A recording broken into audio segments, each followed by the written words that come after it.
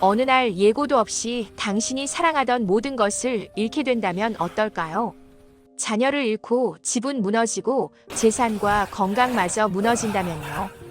당신을 위로해야 할 사람들조차 당신의 잘못이라고 말하고 하나님마저 침묵하신다면 그럼에도 당신은 여전히 하나님을 신뢰할 수 있을까요? 성경에는 바로 그 질문 앞에 선 사람이 등장합니다. 이 사람의 이름은 욥입니다. 그는 부자였고 가정도 평안했으며 주변 사람들에게 존경받는 사람이었습니다. 무엇보다 그는 신을 가볍게 대하지 않았고 늘 자신의 삶을 돌아보며 조심스럽게 살아가던 사람이었습니다. 하지만 우리가 보지 못하는 곳에서는 다른 시선이 욥을 바라보고 있었습니다. 땅이 아니라 하늘에서 그의 삶을 두고 질문이 오갑니다. 너는 내 종 욥을 보았느냐? 그처럼 바르게 살고 남을 해치지 않고 나를 존중하며 살아가는 사람은 없다. 그가 이유 없이 그렇게 살겠습니까? 잘 살고 있으니까, 가진 게 많으니까 그런 것 아닙니까?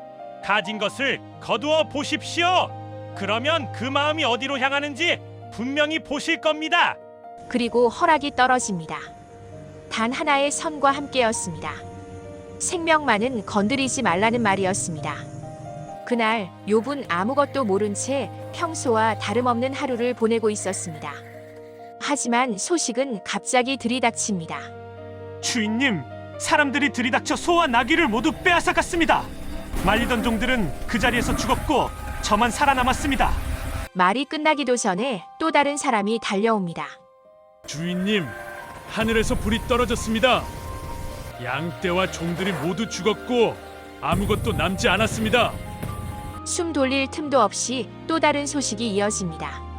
낙타들이 모두 빼앗겼습니다. 그 자리에 있던 사람들도 모두 죽었습니다. 그리고 마지막 소식이 도착합니다. 이 말 앞에서는 누구라도 무너질 수밖에 없습니다. 주인님, 자녀분들이 함께 모여있던 집에 큰 바람이 불었습니다. 집이 무너졌고 10분 모두 그 안에 있었습니다. 재산이 무너지고 가족이 무너졌습니다. 욥은 그 자리에 주저앉습니다. 나는 빈손으로 태어났고 빈손으로 돌아갈 뿐이다. 가진 것을 주신 분도 하나님이었고 거두어 가신 분도 하나님이다. 이 말은 괜찮다는 뜻이 아닙니다. 다 이해했다는 말도 아닙니다. 다만 욥은 일어난 일을 억지로 부정하지 않았을 뿐입니다. 그러나 이야기는 여기서 끝나지 않습니다. 하늘에서는 다시 시선이 움직입니다. 그래도 아직 몸은 멀쩡하지 않습니까? 사람은 자기 몸이 아프기 전까지는 버틸 수 있습니다. 사탄의 말 뒤로 이번에는 욥의 몸이 무너집니다. 온몸에 병이 퍼지고 욥은 앉아있을 힘도 없어 제 더미에 주저앉습니다. 하루를 버티는 것만으로도 벅찬 시간이 이어집니다. 그 모습을 지켜보던 아내가 결국 입을 엽니다. 이렇게까지 됐는데도 하나님을 붙들고 있어요? 이제 그만 포기해요. 잘 될 때 받은 것만 하나님 덕분이라고 하고 이렇게 힘들 때는 모른 척해야 하나요? 나는 그렇게는 못하겠습니다. 온몸이 불에 데인 것처럼 다 들어가고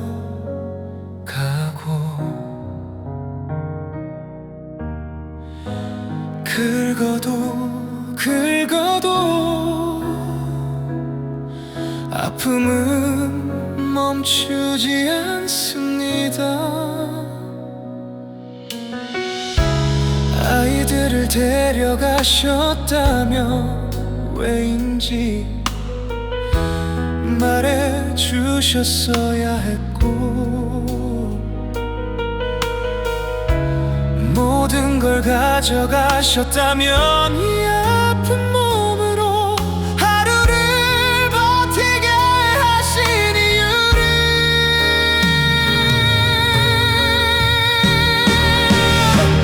나는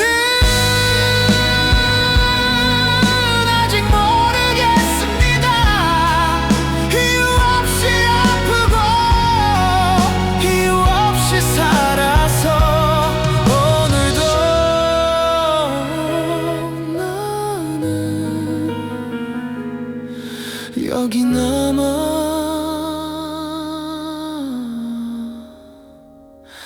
있습니다. 며칠 뒤 친구들이 찾아옵니다. 처음엔 말없이 함께 앉아줍니다. 하지만 가장 먼저 입을 연 사람의 말이 흐름을 바꿉니다. 욥, 솔직히 말해보게. 죄 없는 사람이 이렇게 무너지는 걸 나는 본 적이 없네. 하나님은 공정하시잖아. 그렇다면 이유가 없을 리가 없지 않겠나? 나도 이유가 있다면 알고 싶다. 숨긴 게 있다면 말해달라. 내가 뭘 잘못했는지 나도 좀 알고 싶다. 사람이 자기 죄를 다 알 수는 없지. 하나님은 알고 계시겠지. 그러니 지금이라도 인정하는 게 낫네. 그 말 앞에서 욥은 입을 닫습니다. 설명해도 믿지 않는 자리였기 때문입니다. 몸의 아픔보다 혼자 남았다는 느낌이 욥을 먼저 무너뜨립니다. 이제 욥은 사람의 말이 아니라 하나님께 직접 묻고 싶어집니다. 그리고 그 침묵 끝에 하나님이 말씀하십니다. 욥아, 내가 이 세상을 만들 때 너는 거기 있었느냐? 이 땅이 처음 생길 때 누가 어떻게 만들었는지 네가 본 적이 있느냐? 욥은 대답하지 못합니다. 질문은 이어집니다. 바다가 여기까지만 오게 멈추는 이유를 네가 정했느냐? 밤이 끝나고 아침이 오는 순서를 네가 정한 적이 있느냐? 하나님의 질문은 욥을 혼내는 말이 아닙니다. 욥이 혼자 짊어지고 있던 생각을 내려놓게 만드는 말입니다. 별들이 제자리를 지키는 것도 계절이 바뀌는 것도 네가 관리하고 있느냐? 네가 다 알지 못한다고 해서 내가 아무것도 하지 않고 있는 것 같으냐? 그제야 욥은 조금씩 알기 시작합니다. 자기가 지금까지 붙잡고 있던 것이 무엇이었는지를 말입니다. 네가 이해하지 못하는 일도 내가 놓치고 있는 일은 아니다. 네 눈에 보이지 않아도 내가 떠난 것은 아니다. 이 질문 앞에서 욥은 처음으로 깨닫습니다. 이 고통의 이유를 아는 것이 이 고통을 견디게 해주는 힘은 아니라는 것을 말입니다. 모든 것을 이해해야만 버틸 수 있다고 믿었던 생각이 그제야 내려옵니다. 나는 이유만 알면 버틸 수 있을 줄 알았습니다. 그런데 이제는 압니다. 다 몰라도 혼자가 아니라면 견딜 수 있다는 것을 말입니다. 그 이후로 욥의 삶은 천천히 달라집니다. 성경은 기록합니다. 욥의 재산은 이전보다 2배가 되었고 다시 10명의 자녀를 얻게 되었으며 이후로도 오랜 세월을 더 살았다고 말입니다. 그러나 이 이야기에서 정말 크게 변한 것은 그가 가진 것이 아니라 그가 세상을 붙드는 방식이었습니다. 욥은 더 이상 모든 것을 통제하려 하지 않습니다. 잘 될 때만 믿는 마음도 아니었습니다. 무너진 뒤에도 남아있는 신뢰가 무엇인지 그는 그 시간을 지나며 배웠습니다. 나는 하나님을 안다고 생각했습니다.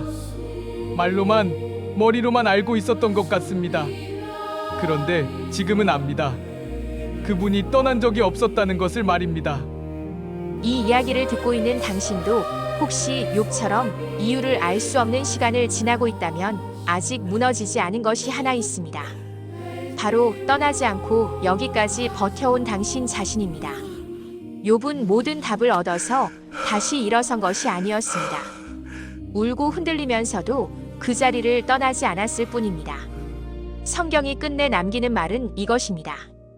아무 말도 들리지 않던 그 시간에도 하나님은 한 번도 자리를 비운 적이 없었다는 사실입니다.